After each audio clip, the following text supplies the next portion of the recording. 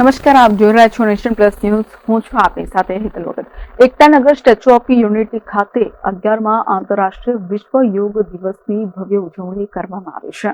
એકતાનગર ખાતે statue of યુનિટીના પરિસરમાં 11મા આંતરરાષ્ટ્રીય યોગ દિવસની ઉજવણીના પ્રસંગે સ્ટેચ્યુ ઓફ યુનિટીના ચેરમેન મુકેશ પુરીએ યોગના વ્યક્તિગત લાભો સાથે તેના સામૂહિક અને સામાજિક ફાયદાઓ ઉપર ભાર મૂકતા જણાવ્યું છે કે સ્ટેચ્યુ ઓફ યુનિટી ખાતે યોગ કરવું એ આપણા માટે ગૌરવની વાત છે.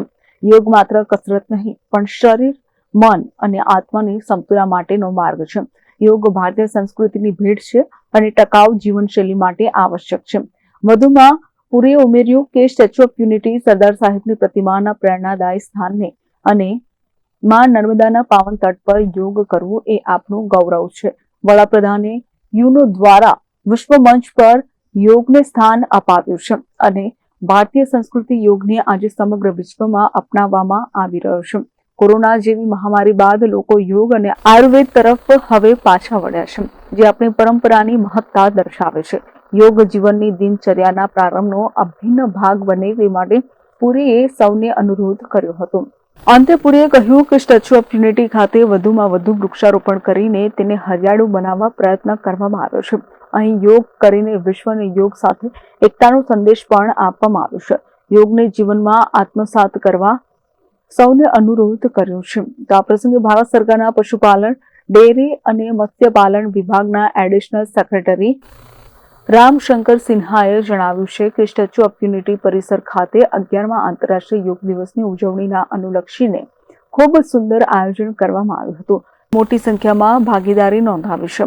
યોગ એ માનવીના જીવનનો મહત્વનો ભાગ છે, તે માટે યોગને અપનાવવા રામશંકર સિન્હાએ સૌને અનુરોધ કર્યો હતો.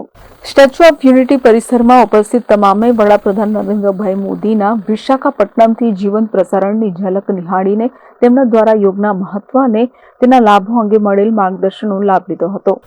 તો iconic place statue of unity પરિસરમાં મેદસ્વીતા મુક્ત ગુજરાત અભિયાન અંતર્ગત યોગ શિક્ષકોના માર્ગદર્શન હેઠળ ઉપસ્થિત સૌએ સામૂહિક યોગ કર્યો હતો. આ વર્ષે યોગ દિવસની theme yoga for one earth one health હતી, જેનો આશય માનવ અને પર્યાવરણના સમન્વય અને આરોગ્યપ્રદ જીવનશૈલી તરફ લોકોને પ્રેરિત કરવાનો છે. તો વડાપ્રધાન નરેન્દ્ર મોદીના પ્રેરણાદાયી માર્ગદર્શન હેઠળ ગુજરાત રાજ્ય યોગ બોર્ડ, યુવા અને સાંસ્કૃતિક પ્રવૃત્તિ વિભાગ તથા સ્ટેચ્યુ ઓફ યુનિટી ADTGA ના સંયુક્ત ઉપક્રમે એકતાનગર ખાતે વિશ્વ યોગ દિવસની ઉજવણી કરાઈ હતી. આ પ્રસંગે નાયબ વન સંરક્ષક અગ્નિશ્વર વ્યાસ, અધિક કલેક્ટર ગોપાલ બામડિયા, દર્શક વિઠલાણી, નાયબ કલેક્ટર ડોક્ટર પંકજ વલવાઈ, અભિષેક સિન્હા, નાયબ પોલીસ અધિક્ષક રિયાઝ સરવૈયા, CISFના ડેપ્યુટી કમાન્ડન્ટ અભિષેક સાહુ, પોલીસ, CISF, ફાયર વિભાગના જવાનો,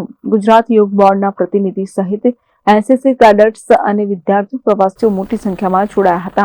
आज 11th इंटरनेशनल योगा डे के फंक्शन के अवसर पर स्टैच्यू ऑफ यूनिटी में एक बहुत ही सुंदर कार्यक्रम का आयोजन किया गया. इसमें हमने एक पृथ्वी, एक हेल्थ और एंटी ओबेसिटी कैंपेन की तरफ खास ध्यान दिया. सभी ने माननीय प्रधानमंत्री जी का भाषण और उनका संदेश सुना. उसके बाद योगा का पूरा 45 मिनट का एक कार्यक्रम किया गया, जिसमें केंद्र सरकार के अधिकारी, यहाँ कार्यरत CISF, पुलिस, फॉरेस्ट विभाग और अन्य सभी अधिकारियों ने बहुत जोश से भाग लिया. हमें खास खुशी है कि देश विदेश से आए विजिटर्स ने भी इसमें खास आनंद से भाग लिया और हम मानते हैं योगा का जो ये संदेश है और राज्य सरकार का जो खास कैंपेन है एंटी ओबेसिटी का, इसको आगे ले जाने में आज के दिन के कार्यक्रम का विशेष योगदान रहेगा. इस समय बाहर बरसात भी हो रही है और चारों तरफ हरियाली है. एक हरियाली का जो माहौल क्रिएट किया गया, उसमें योगा के संदेश से अपनी हेल्थ को कैसे मेंटेन करें, अपने लिए समय निकालें और खुद हम तंदुरुस्त रहेंगे तभी तो हम देश को आगे ले जा सकेंगे. यही सैलानियों के लिए हमारा सबका संदेश है. બ્યુરો પર નેશન પ્લસ ન્યૂઝ એકતાનગર. સમાચારોના સતત અપડેટ મેળવવા માટે અમારી નેશન પ્લસ ન્યૂઝની YouTube ચેનલને સબસ્ક્રાઇબ કરો, બેલ આઇકન દબાવો અને જોડાયેલા રહો Facebook, Instagram અને Twitter પર.